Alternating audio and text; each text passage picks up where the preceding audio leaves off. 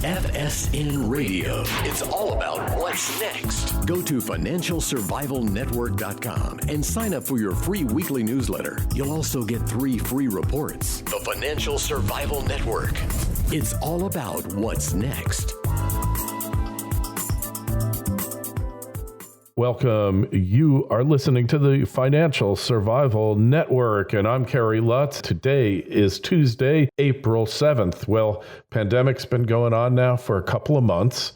Let's find out about how the medical system is handling it, where the failings are, whether Medicare for all would be the solution, or has Obamacare hurt the country's medical readiness for things such as the pandemic? And the person to go to is our good friend, Sally Pipes, and you find her over at pacificresearch.org.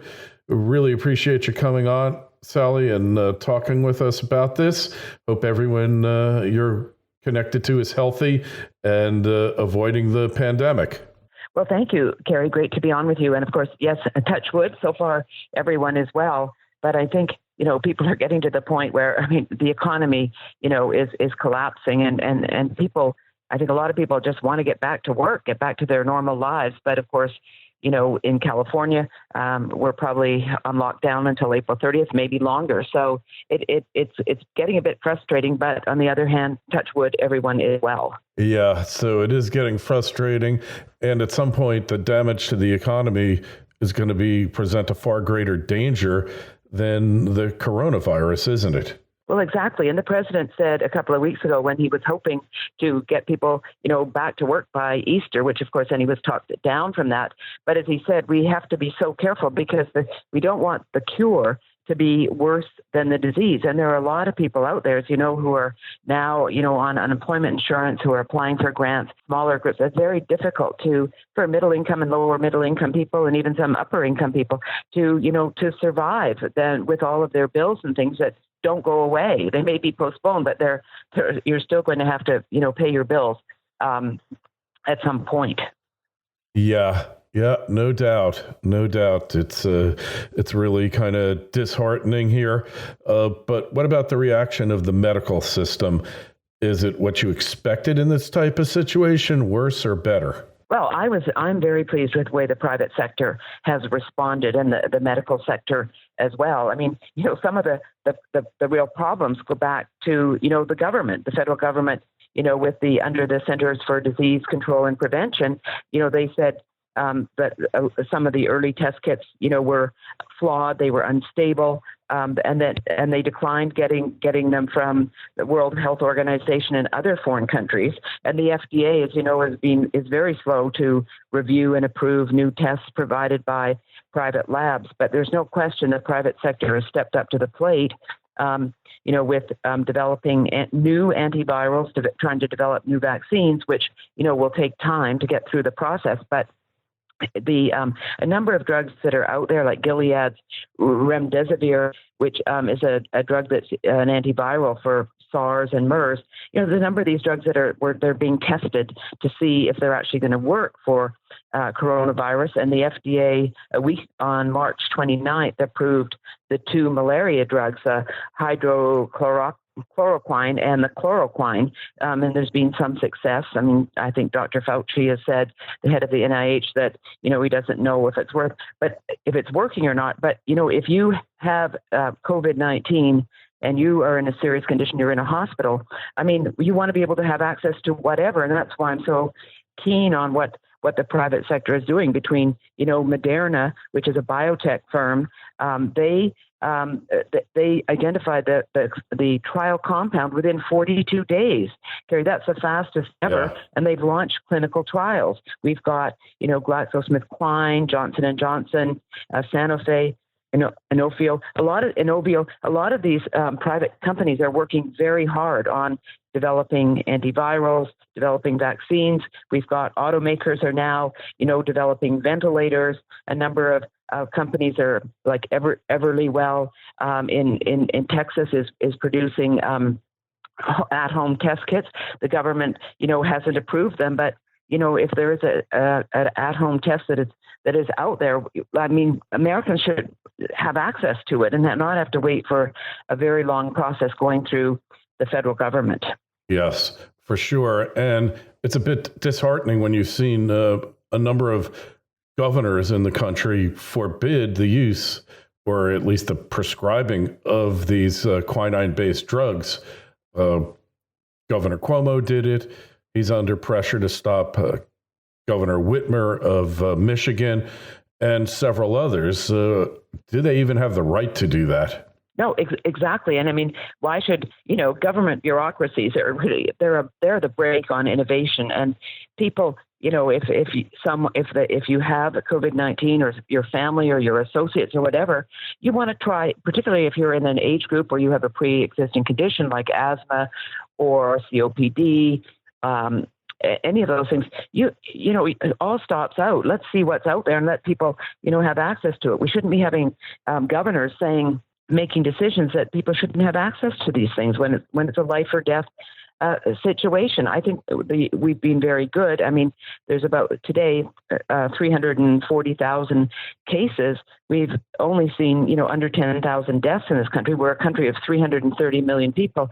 I think because of the private sectors moving, stepping up to the plate so quickly and so innovatively, that this is why our percentages are not what they are, in Italy or in Spain or even in the UK, where these countries have Medicare for all systems, where government is the only provider. And so when you have people like Senator Bernie Sanders, House member Alexandria Ocasio-Cortez saying Medicare for all would be the solution to the coronavirus pandemic, it's exactly the opposite. These countries have got healthcare facilities that are overcrowded. They're turning people away. And so that's why I'm so glad to be not living in Canada and to be living in America, where we're doing a lot. Yeah, no, in states like California and Washington State was the first state to really experience major outbreak of the coronavirus.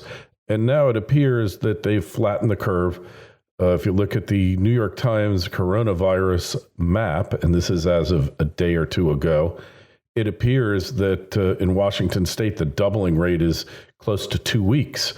And in California, it's never really taken off, like, say, in New York. What do you attribute that to?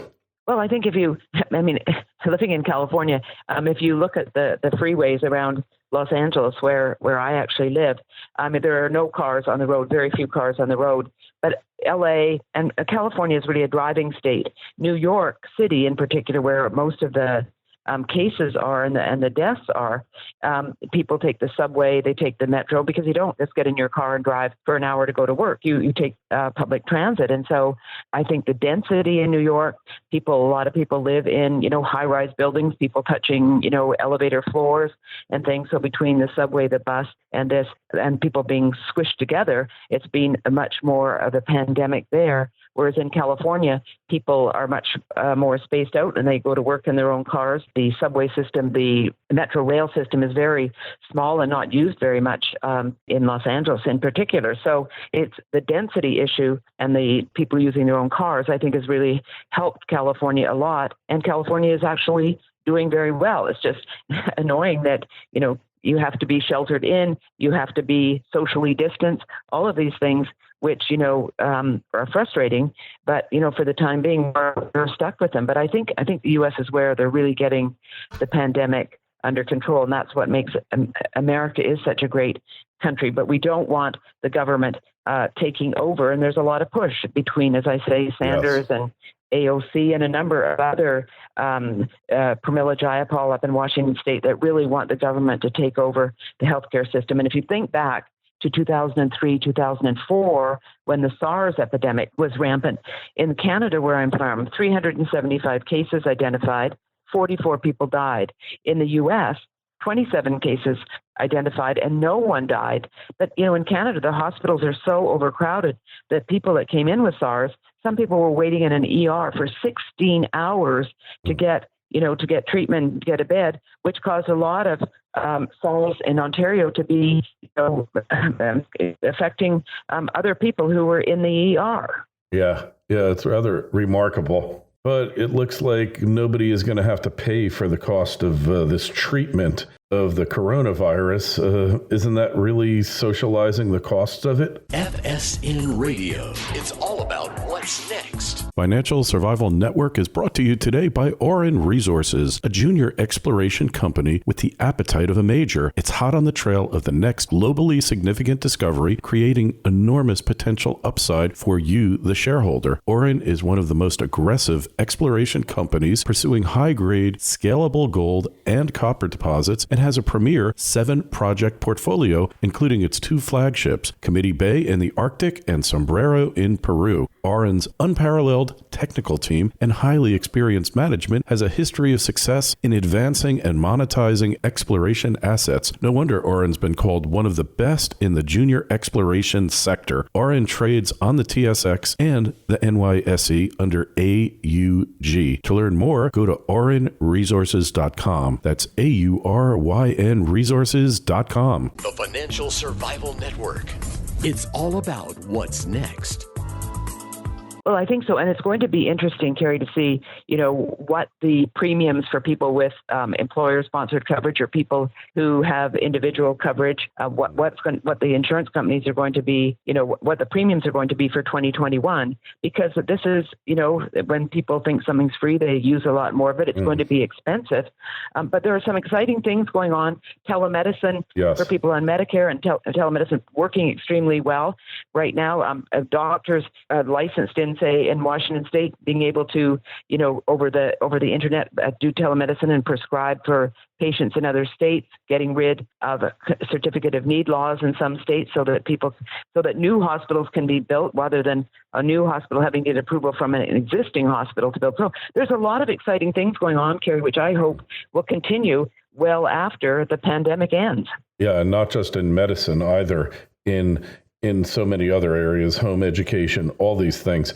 It's interesting when you look at the map here. Texas has larger population than New York State, I think by about 40%, and they've got 7,000 cases. New York, as of this date, was 122,000 as of the 4th. And like I say, the times of the most important graphic they have, it's the one they're keeping least up to date, which is showing you how quickly it's doubling in various states. And but in Florida, too, where I live, same thing. We have 10% higher population than New York State now. And while it's serious, especially because they allowed spring break to continue unabated in spite of the risk, it's still not where we were, where New York is, thank goodness. And obviously testing, but testing is important because you need to know if you have it or not so you don't spread it. But just the incidence, the actual numbers of people that have it, is kind of a meaningless statistic, isn't it? Well, it is. And I think, I'm waiting for the test to see, whether, maybe I had it. I don't know when last time I had a cold. Who knows? Yeah. But I think, that people who are going to be able to show with some of the tests that they've already had it and they're healthy, this is sort of like immigrant passports. People that then these people should be able to go back to work and get the economy growing and do anything, going rather than keeping people tied up. Yeah, because the absolute number of cases is meaningless to me. The only 2 stats that mean anything are number of people hospitalized and deaths. And even the deaths, the way they're doing it in New York is if the person dies of cancer, terminal 4th stage cancer, but they had coronavirus present, it's called the coronavirus death.